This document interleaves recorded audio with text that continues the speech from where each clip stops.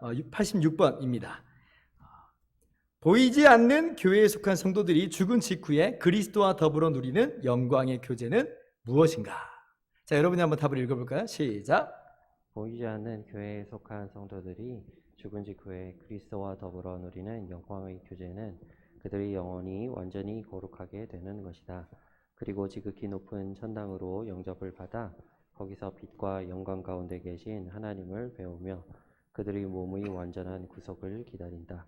그들의 몸은 죽은 가운데서도 계속 그리스도와 연합한 상태에 있으며 마지막 날에 그들의 영혼과 다시금 연합할 때까지 침상에서 자듯이 무덤에서 쉰다. 그러나 악인이 죽으면 그들의 영혼은 지옥으로 던짐을 받아 고독과 지금 같은 어둠에 머들게 된다. 그들의 몸은 부활과 최후의 심판 날까지 마치 감옥에 갇혀 있듯이 무덤에 있게 된다. 자, 핵심이 뭐냐면 그들의 영혼이 완전히 거룩하게 된다. 언제? 죽은 후에 신자들의 영혼이 완전히 거룩하게 된다는 것입니다. 사람은 영혼과 육체라고 하는 두 개의 요소로 이루어져 있습니다. 천사는 육체가 없죠. 천사는 영만 있어요. 그런데 하나님께서는 이 육체라고 하는 영혼과는 또 다른 아주 멋진 창조물을 만드셨어요. 반대로 짐승은 영혼이 없죠. 오직 육체만 있을 따름입니다. 영혼과 육체라는 이 두 가지 요소로 이루어진 존재는 오직 인간만이에요. 우리 인간만이 가진 독특성이에요. 영혼이 있고 육체가 있어요. 이렇게 해서 한 통전적인 인간이 되는 겁니다. 따라서 인간의 타락이라고 하는 것은 우리가 선악과를 따먹음으로 죄를 짓고 완전히 타락했잖아요. 인간의 타락이라고 하는 건 전적인 타락이에요. 즉 영혼만의 문제도 아니고 육체만의 문제도 아니에요. 영혼과 육체를 통전적으로 가지고 있는 인간의 타락이에요. 전부가 다 타락을 한 거예요. 자, 그렇다면 구원이라고 하는 것도 이 두 요소 모두의 완전한 회복을 담아내고 있는 것입니다. 이미 얻은 구원이라고 할 때 우리는 영혼과 육체를 가진 인간으로서 구원을 받는 거예요. 그래서 우리는 구원받은 이후에 육체를 막 다루지 않습니다. 그러나 아직 최종적으로 이루어지는 그 구원의 측면에서 볼 때에 우리의 영혼 그리고 우리의 몸은 최종적인 완성을 지금 기다리고 있는 존재들이에요. 그리고 그 순서를 따져본다면 무엇이 먼저 이루어지냐면 영혼의 완전한 회복, 완전히 영혼이 거룩하게 변모되어지는 그런 것이 있고, 그 다음에 주님 다시 오시는 그날에 부활의 때에 우리의 육체도 완전히 부활의 몸으로, 영광의 몸으로 회복을 하게 됩니다. 이것이 바로 성경의 이야기예요. 자, 말씀을 함께 볼까요? 히브리서 12장 23절 같이 읽습니다. 시작. 하늘에 기록된 장자들의 모임과 교회와 만민의 심판자이신 하나님과 및 온전하게 된 의인의 영들과. 자, 말씀 보세요. 온전하게 된 의인의 영들이라. 지금 천국에 있는, 지금 낙원에 있는 성도들에 대해서 하시는 말씀이에요. 그들의 육체는 아직 쉼 가운데 있습니다. 육체의 부활이 아직 있지 않아요. 그런데 지금 그들의 영혼이 뭐라고 말해요? 온전하게 되었다 그래요. 온전하게 되었다. 그러니까 우리의 영혼이 언제 온전해지는가? 완전한 거룩을 회복하게 되는가? 라고 할 때 그것이 죽은 직후에 된다는 거예요. 죽은 직후에 된다. 어떤 분들은 이렇게 막 설명하시는 분들이 있어요. 영혼은 이미 완전하게 거룩해졌고 육신이 문제다. 그래서 우리가 영을 따르지 않고 육신을 따르기 때문에 죄를 짓는 것이다. 이렇게 가르치시는 분들이 있어요. 영혼과 물리적 육이라고 하는 이분법적인 사고방식을 갖고 있는 건데, 대표적으로 옛날에 워치만 리라고 하는 분의 이 주장이기도 했습니다. 이분은 이제 영에 속한 사람, 육에 속한 사람, 이런 책도 막 내기도 했죠. 제가 그게 무슨 의미인지는 알겠어요. 그런데 그것은 지극히 이분법적인 어떤 너무 단순한 사고 방식이에요. 그래서 이게요, 죄에 대한 인간의 자기 책임을 약화시키는 그런 요소로 그렇게 사용되기도 해요. 즉, 이 죄를 지을 때에 이것이 나 전체라고 하는, 나 자신이라고 하는 그런 죄악으로 여기는 게 아니라 뭘로 여겨요? 나의 한 부분인 육의 문제로 이 죄의 문제를 격화시키기도 한다는 거예요. 심지어는 이 육이라는 게 마치 나 아닌 것처럼 여겨지기까지도 해요. 그래서 책임을요, 뭐에게 넘기냐면 육에게 넘겨요. 근데 그 육이 마치 내 육이 아니라 그냥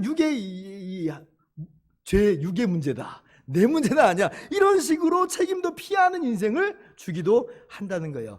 그렇지 않다는 거죠.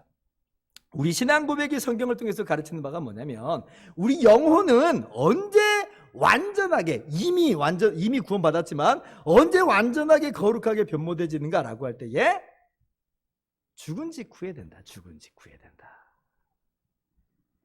그래서 우리가 이미 그러나 아직이라고 하는 이 종말론적인 구원을 이야기할 때, 우리 영혼은 이미 완전히 거룩하게 됐고 아직 육체가 거룩하게 되지 않은 거야, 그렇게 얘기하는 게 아니에요. 이미 영혼과 육이 구원받았어요. 거룩해졌어요. 그러나 아직 최종적인 구원을 영혼도 육체도 함께 이루지 못하고 있는 거예요. 이것이 우리 개혁주의 신학입니다. 그래서 우리 개혁주의 신학은요, 살아있는 동안 육신, 물리적인 육체와 영혼을 과도하게 구분짓지 않아요. 그건 죽었을 때나 구분이 가능하지, 살았을 때는 항상 통정적인 인간으로 봐요. 육신 따로 영혼 따로 그렇게 각각 의식을 부여하고 각각 인격을 부여하는 듯한 자기 분열 양상을 우리는 갖지 않아요.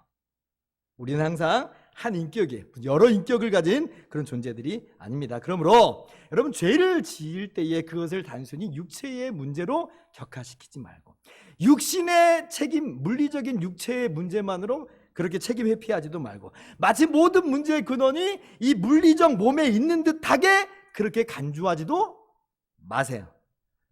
나라고 하는 통전적인 존재의 죄악이므로 내가 뼈저리게 회개할 내용이지 얼렁뚱땅 두리뭉실 넘어가는 것은 올바른 것이 아니다라고 하는 거예요. 자, 아무튼 우리 돌아와서 우리 성도는요, 죽은 직후에 우리의 영혼이 완전히 거룩하게 됩니다. 영광의 주님을 배우게 되고, 그리고 결코 죄지지 않는 상태로 들어가는 거예요.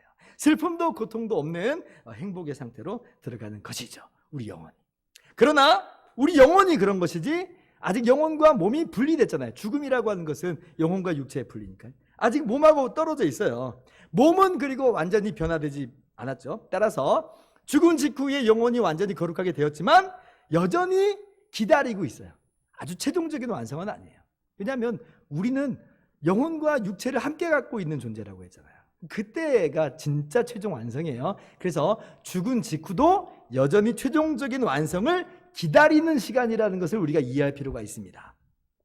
데살로니가전서 4장 14절 말씀 또 같이 읽습니다. 시작. 우리가 예수께서 죽으셨다가 다시 살아나심을 믿을진데 이와 같이 예수 안에서 자는 자들도 하나님이 그와 함께 데리고 오시리라.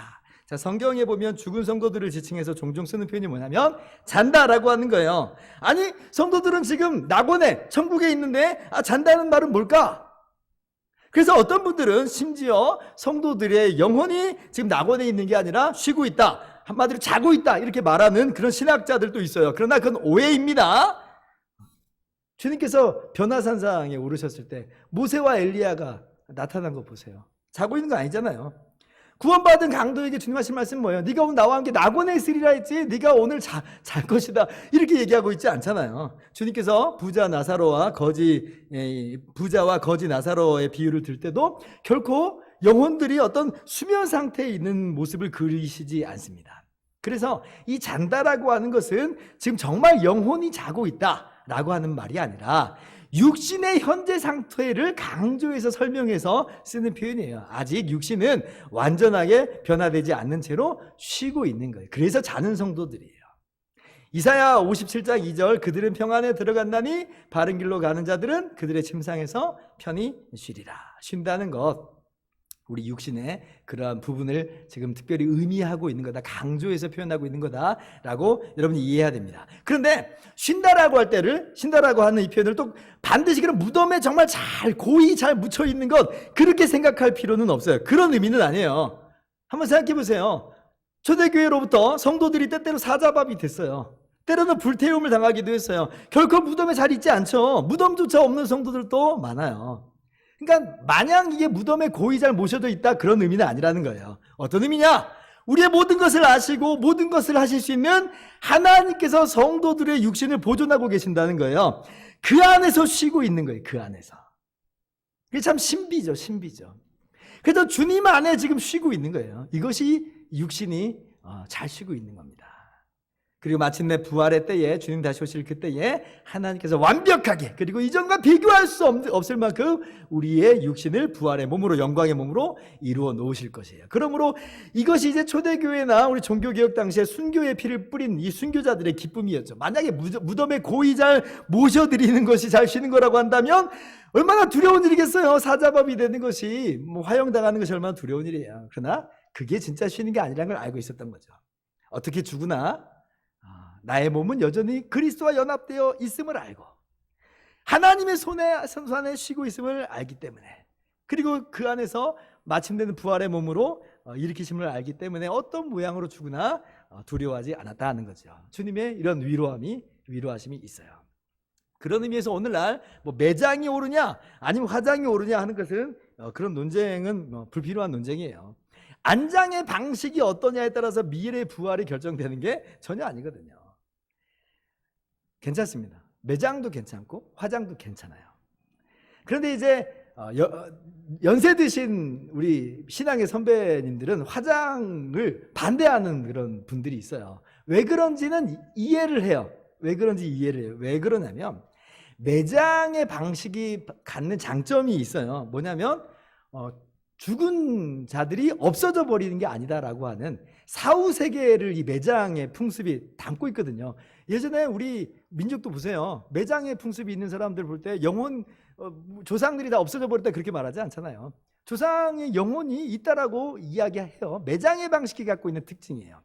근데 이제 화장이라고 하는 것은 뭐냐면 이런 거예요. 화장은요, 다 없어져 버렸다, 다 무로 돌아갔다, 다 그냥 자연으로 돌아가 버렸다, 이런 식의 개념이에요. 그러니까 이 화장은 어떤 세계관 속에 나오냐면 범신론, 무신론, 이런 세계관 속에서 나온 게 화장의 방식이에요. 그러니까 이제 옛날 우리 믿음의 우리 선배님들이, 신학자들이, 목회자들이 화장은 안 된다라고 반대했던 것은 이러한 그 배경들이 있었기 때문에 그렇습니다. 그런데 오늘날 우리가 화장을 한다라고 하는 것은 어떤 그런 무신론적이거나 범신론적인 개념 때문에 화장을 하는 게 아니라 우리나라 이 좁은 땅덩어리 중에서 매장할 곳이 없는 거예요. 매장할 곳이 없어요. 그래서 화장을 하는 거죠. 이런 세계관에 입각한 게 아니라 현실적인 그런 이유 때문에 이 화장의 풍습이 비단 우리 믿는 자들뿐 아니라 일반 사회 속에서도 그것이 이제 있게 되는 거죠. 그래서 지금은 매장이나 화장이나 어떤 세계관과 가치관을 담아내고 있는 것은 아니다. 이런 것을 여러분이 아시면 됩니다. 다만 이제 안타까운 건 우리 믿는 자들은 매장을 하든 화장을 하든 사후 세계를 분명히 알고 있고 또 부활의 날을 알고 있지만, 불신자들 같은 경우는 화장을 하는 게 조금 안타까운 게 좀 있어요, 사실. 왜냐하면 그분들은 화장하면서 그냥 사후 세계를 지워버리는 그런 느낌을 갖고 있어요. 더군다나 오늘날은 무신론의 세계관이 강력하게 지금 막 대두되고 있잖아요. 그 속에서 화장을 하면 사후 세계에 대한 개념이 안 그래도 흐린데 점점 더 흐려지는 그런 안타까운 모습은 사실 좀 있는 건 사실입니다. 아무튼지간에 매장이나 화장이나 그것은 믿는 자들에게 있어서 더 이상 불필요한 논쟁이다라고 하는 것을 여러분이 아시면 되겠어요. 아무튼 죽은 자들의 영혼, 죽은 자들은 이제 어떻게 되는가? 죽음 이후에 그 영혼은 어떻게 됩니까? 누가복음 16장 말씀 교독할까요? 그가 음부에서 고통 중에 눈을 들어 멀리 아브라함과 그의 품에 있는 나사로를 보고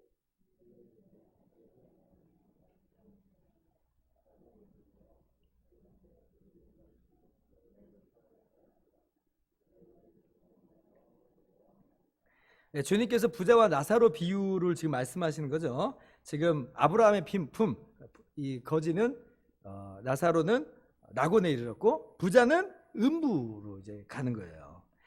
물론 이게 비유입니다만 당시 사후 세계에 대한 이해가 이랬다는 거예요. 그리고 주님께서도 그러한 이해를 그대로 채용을 하고 있어요. 즉 이제 영혼이 가 있는 곳이 있다는 거예요.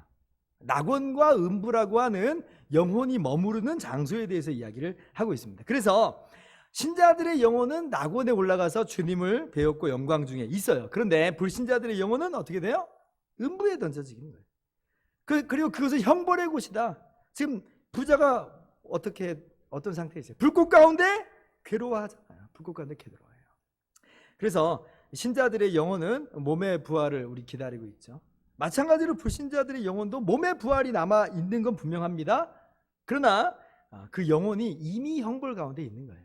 몸이 부활할 때는 몸과 영혼이 아울러 통전적인 인간으로서 형벌을 받는 것이다. 이것이 바로 성경이 말하는 진리의 교훈이다라고 하는 것을 우리가 알아야 되겠습니다.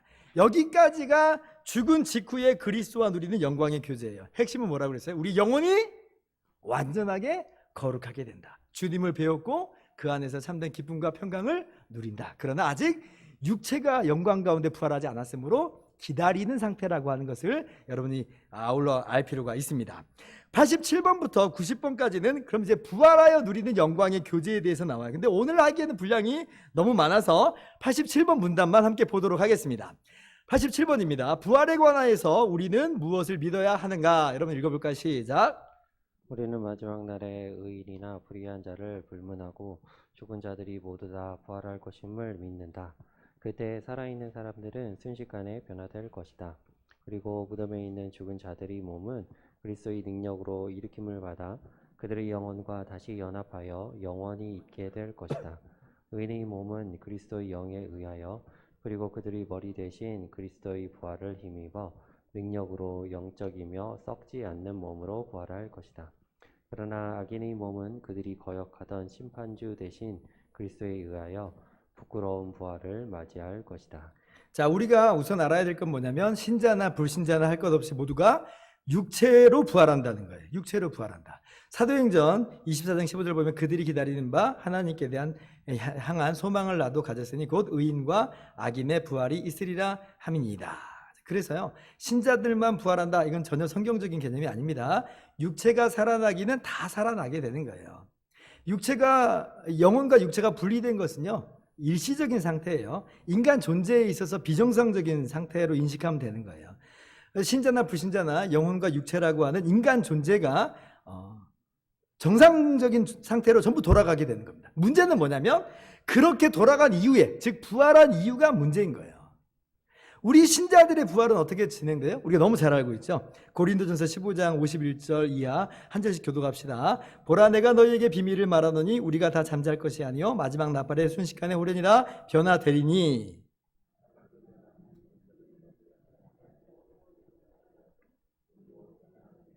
이 썩을 것이 반드시 썩지 아니할 것을 입겠고 이 죽을 것이 죽지 아니함을 입으리로다. 데살로니가전서 4장도 교독합니다. 주께서 호령과 천사장의 소리와 하나님의 나팔 소리로 친히 하늘로부터 강림하시리니 그리스도 안에서 죽은 자들이 먼저 일어나고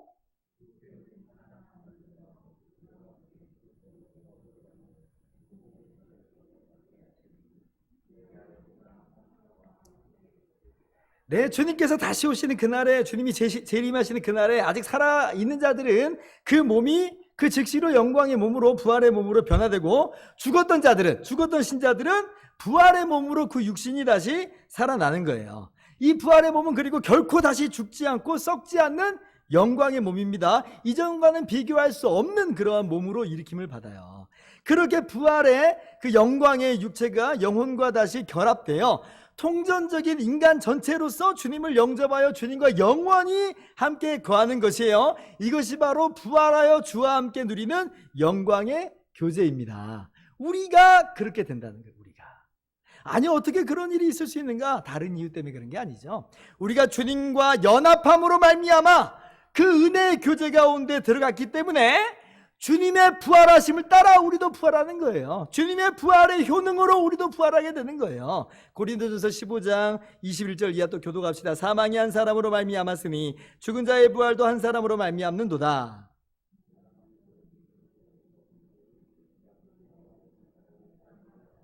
같이요. 그러나 각각 자기 차례대로 되리니 먼저는 첫 열매인 그리스도요, 다음에는 그가 강림하실 때에 그리스도에게 속한 자요. 그래서 주님과 연합하게 되었다, 주님과 하나가 되었다는 건 그렇게 중요해요. 이 부활은요, 오직 예수 그리스도 안에서만 이루어지는 거예요. 주님을 떠나서는 결코 이 생명의 부활로 나올 수가 없어요.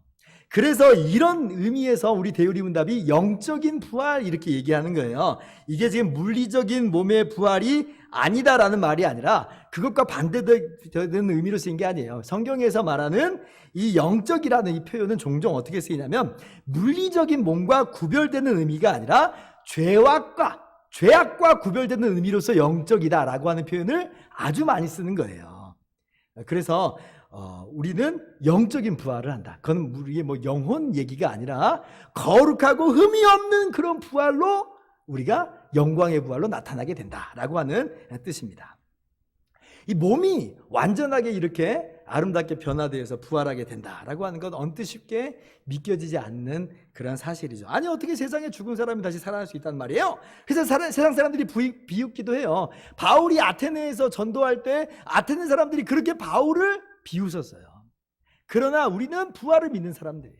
주님이 몸으로 부활하셨고 주님과 연합한 우리가 그렇게 몸으로 부활하게 될 것이에요. 주님의 부활은 그러므로 우리의 부활의 증명이기도 합니다. 주님께서 몸으로 부활하심을 친히 보여주셨어요. 음식을 잡수시기도 하셨고 그 몸을 만져보라고 말씀도 하셨어요. 영혼이 지금 살아난 게 아니라는 거예요. 몸의 부활이에요. 주님의 부활은 몸의 부활이에요. 그래서요 우리는 주님께서 몸으로 부활하신 것을 믿는 사람들이에요. 그리고 그에 따라 우리도 몸으로 부활하게 될 것이다. 그날을 기다리는 사람들이 바로 우리들이다. 주님께서 분명히 말씀하십니다. 요한복음 5장 또 인자됨으로 말미암아 심판하는 권한을 주셨느니라. 이를 놀랍게 여기지 말라. 무덤 속에 있는 자가 다 그의 음성을 들을 때가 오나니. 29절 같이요. 선한 일을 행한 자는 생명의 부활로, 악한 일을 행한 자는 심판의 부활로 나오리라. 예, 주님께서 몸의 부활을 가르쳐 주셨어요. 그리고 이것은 신자나 불신자나 할 것 없이 모두 다 몸으로 일어난다라고 분명하게 말씀을 하셨죠. 그런데 우리 신자들의 부활은 생명의 부활이죠. 영광의 부활이에요. 이게 영적인 부활이다. 근데 불신자들의 부활은 심판의 부활로 나와요. 심판의 부활. 멸망의 부활로 나온다는 거예요. 여기 모인 우리 모두, 우리 기도에 참석하신 여러분 모두는 바로 이 진리를 믿고 또 기다리고 있는 우리들인 줄을 믿습니다. 그런데 목사님, 요한복음 5장 보니까 예수님을 믿어서가 아니라 선한 일을 행하야지만 생명의 부활로 나오나요? 또 이제 그렇게 막 이해하는 그런 분들이 있을 수 있어요. 그렇게 이해하기 쉽게 또 쓰여지기도 했잖아요. 근데 여러분 이 말씀은요, 단순히 선행을 하는 사람이 생명의 부활로 나온다는 말씀이 아닙니다. 이 세상에 자기 행위를 선하다라고 말할 수 있는 존재가 어디 있어요? 다 죄인이에요. 그래서 예수님이 이 땅 가운데 오셨잖아요. 그럼 이건 무슨 뜻인가? 라고 할 때에 자, 생명의 부활로 나온 사람은 분명히 예수님을 나의 주와 나의 구세주로 믿는 사람이 생명의 부활로 나와요. 이것은 분명한 성경의 진리예요. 자, 그런데 그렇게 예수님을 주와 구원자로 믿는 사람은 반드시 어떤 삶으로 나온다는 얘기겠어요? 그 열매가 선행의 삶으로 나오기 마련이라는 뜻이라는 거예요. 그래서 선한 일을 행한 자는 이라고 하는 말은 믿음과 별개의 이야기를 말하고 있는 게 아니라 주님을 믿음으로 구원받은, 완전히 구원받은 우리들, 이 사람들은 선행의 모습으로 나타나게 돼 있다. 그리고 그러한 사람들이 바로 생명의 부활로 나타나게 되는 것이다 라고 하는 것입니다. 여러분 그렇게 성경을 조화롭게 해석을 잘 하실 필요가 있어요. 그렇지 않고 성경을 전체적으로 보지 않고 조화롭게 보지 못하고 부분만 가지면은 엉뚱한 해석을 할 수도 있습니다. 이 말씀은 행위로 구원받고 행위로 부활하게 된다, 생명의 부활로 나온다, 그런 말은 아니라고 하는 것이에요. 참고적으로 말씀을 드렸습니다. 아무튼 우리 신자들은 부활의 때에 영혼뿐 아니라 무덤에 쉬고 있는 몸까지도 완전하게 거룩하게 영화롭게 변화되어 주님과의 영광의 교제로 나아가게 된다. 여러분 이것이 우리에게 남겨있는 영광의 시간입니다. 최종 완성인 것이죠. 그러나 불신자들은 심판의 몸으로 부활해서 영원한 심판을 받게 된다는 것에 우리도 두렵고 떨림으로 알고 있어야 돼요. 그러므로 우리는 이 마지막 때를 살아가는 우리들의 모습 두 가지로 나오겠죠. 하나는 복된 기대감을 가지고 그날을 바라보면서 오늘도 즐거움과 행복과 기쁨 가운데 살아가지만 또한 동시에 여전히 멸망 가운데 있는 사람들을 향해서는 두려움 가운데 주의 복음을 증거하는 것이 바로 우리들의 마땅한 모습이에요. 왜? 그 사람 이렇게 살다가는 영원한 멸망으로 심판의 부활로 나오게 돼버리잖아요. 그러므로 이 마지막 때를 살아갈 때에 우리가 또한 복음을 증거하는 사명도 잘 감당하실 수 있는 저와 여러분 되기를 바랍니다.